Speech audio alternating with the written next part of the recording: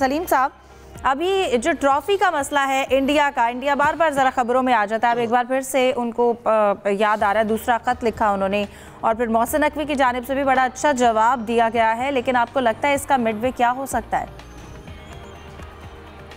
देखें, इंडिया जो है पहले तो बहुत ईगो दिखा रहा था, हमें नहीं चाहिए मोहसिन नकवी से ट्रॉफी, लेकिन उसके बाद से बेचैन हुआ हुआ कि ट्रॉफी दो, हमारी ट्रॉफी दो, पागल हुए वो। 15 दिन पहले उन्होंने एशियन क्रिकेट काउंसिल को लेटर लिखा कि जी हमारी ट्रॉफी है, हमें भेजो। वो चाह रहे थे कि शायद उनको कोरियर करके भेज देंगे कि लें सर आपकी ट्रॉफी है, ले लें, लेकिन एशियन क्रिकेट काउंसिल ने उनको जवाब दिया है कि जी अगर आपको ट्रॉफी चाहिए तो आप आके ले लीजिए, दुबई में हम एक तकरीब रखते हैं, वहाँ आके ले लें। उन्होंने एक और भी कल भी एक लेटर लिखा है, लेकिन एशियन क्रिकेट काउंसिल का अपना मौक़िफ़ पे डटी हुई है मोहसिन नकवी, और उन्होंने जवाब जो दिया था उसमें डेट तक मेंशन हुई हुई है कि 10 नवंबर को दुबई में एक तकरीब रखते हैं, उसमें आप आइए, चाहे तो बोर्ड के आएँ, कोई ऑफिशियल प्लेयर कोई आ जाए और ट्रॉफ़ी आके ले जाएँ। क्योंकि अब इसमें मसला ये है कि जो लेटर लिखा है राजीव शुक्ला ने लिखा है, BCCI के वो नायब सदर हैं। अगर इंडियन क्रिकेट बोर्ड ये ऑफर मान लेता है एशियन क्रिकेट काउंसिल की, तो वो फिर लोग बोलेंगे कि भाई तुमने फिर उस वक्त इतना तमाशा क्यों मचाया, उधर ही मोहसिन नकवी से ट्रॉफी ले लेते। तो मुझे नहीं लगता कि अब वो जाएंगे दुबई, या कोई खिलाड़ी जाएगा दुबई और मोहसिन नकवी से ट्रॉफी लेगा। लेकिन इसका फ़ायदा ये है कि एशियन क्रिकेट काउंसिल का मौक़िफ़ वाज़े हो गया है, ख़ास तौर पर जो उसके सदर है मोहसिन नकवी का, कि जी हमने तो 2 बार उन्होंने हमें ख़त लिखा, हमने उनको वाज़े जवाब दिया, हमने उनको डेट तक दे दी कि यार आ जाओ ट्रॉफ़ी ले लो, अब वो नहीं आ रहे तो हम क्या करें।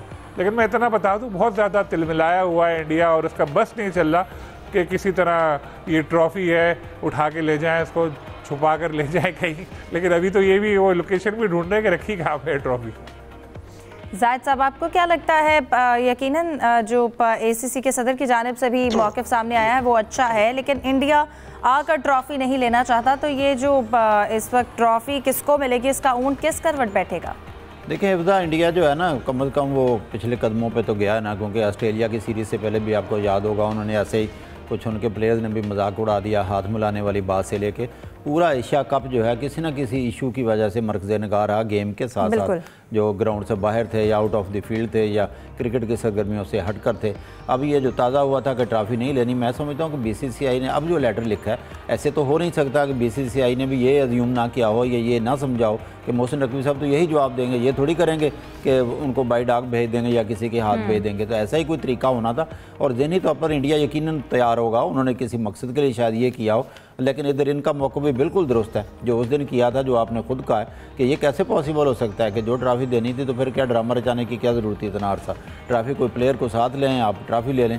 अब देखना ये है कि ICC का जो अगला इजलास होता है उसमें अगर इसका कोई हल नहीं निकलता तो उस इजलास में ऊँट जो है किस करवट बैठता है। लेकिन मुझे नहीं लगता मामला ऐसे हल होगा और राजीव शुक्ला या BCCI का कोई बंदा जो है क्रिकेटर को साथ लेकर ट्रॉफ़ी लेने के लिए आ जाएगा, फिर तो ज़िद जो है बिल्कुल ही ख़त्म हो गई। और इनका मौका बिल्कुल सही है जो मोहसिन नकवी साहब ने किया कि लेनी है तो आ जाओ दुबई में हमारे ऑफिस में। यूसुफ, क्या लगता है इस सारे मामले में ICC का किरदार कितना अहम हो सकता है, अगर तो वो कोई किरदार निभाना चाहे तो? देखें हिफ्ज़ा, BCCI और ICC में कोई फ़र्क नहीं है, एक ही चेहरे के 2 नाम रखे गए हैं।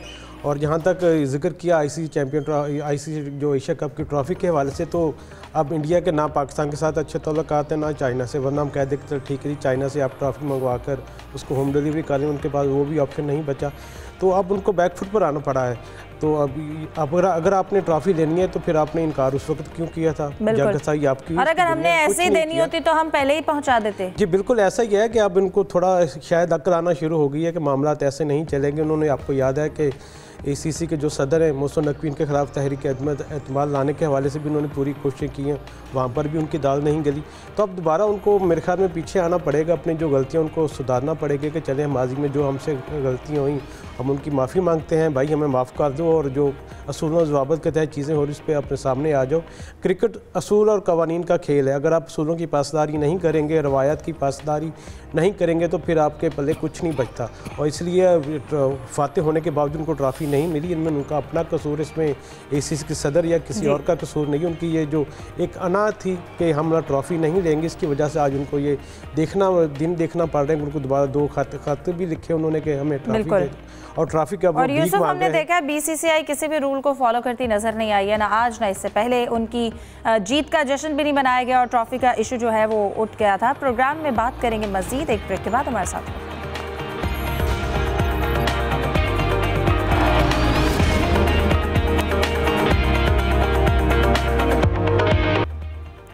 Welcome back. सलीम साहब, आपकी जानिब आऊँगी। जैसे कि माइक हसन भी परेशान थे, वो भी चाहते थे ज़रा कैप्टन का पता चल जाए, तो अब वनडे का कैप्टन अनाउंस हो गया है, शाहीन आफरीदी को कैप्टन बना दिया गया है। आप इस चेंज के बारे में क्या कहेंगे? बहुत अच्छा फैसला है। मैं तो चाह रहा था कि T20 में भी शाहीन को कैप्टन बना देना चाहिए, लेकिन शायद माइक हसन के जहन में है शादाब खान, जो हम पहले डिस्कस कर चुके हैं। 22 को उनको आना है और उसके बाद पहली को एक कायद ट्रॉफी का शायद मैच खेलेंगे। ट्राई नेशन सीरीज़ के जरिए वो क्रिकेट में वापसी करना चाहते हैं। अब फौरी तौर पे नहीं पता एज ए कैप्टन आएंगे या नहीं, लेकिन बनना उन्हीं को है T20 में कैप्टन, अब तक ये लग रहा है। शाहीन को हमने अब तक एक ही सीरीज़ में उनको कैप्टनसी मिली थी, जो न्यूजीलैंड में हारे थे, उसके बाद उनको हटा दिया था।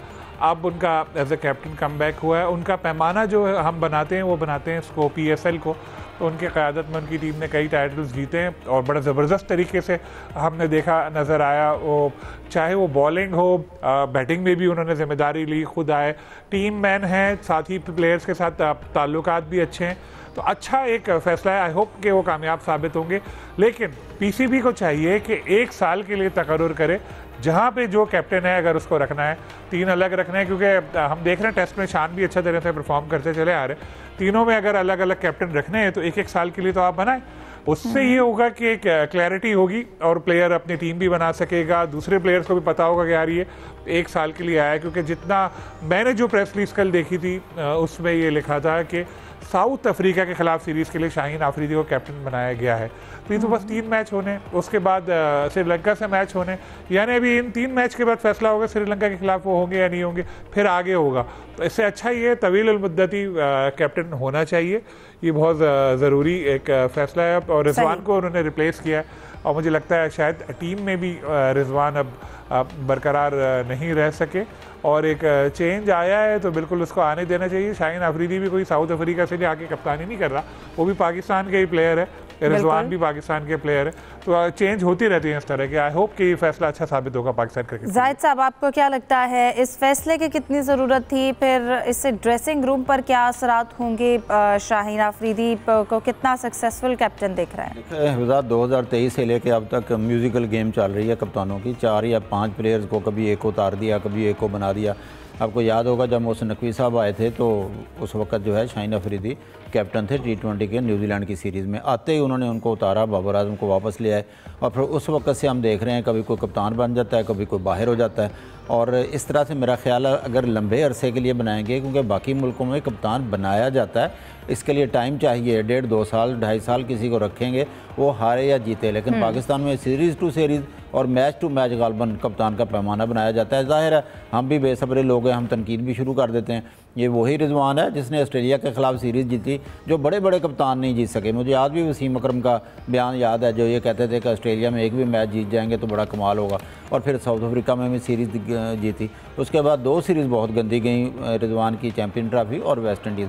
उस वक्त इसका भी खोज लगाना चाहिए था कि जो टीम बहुत अच्छी बनी हुई थी, इस टीम को आया है कि यकायक क्या हो गया।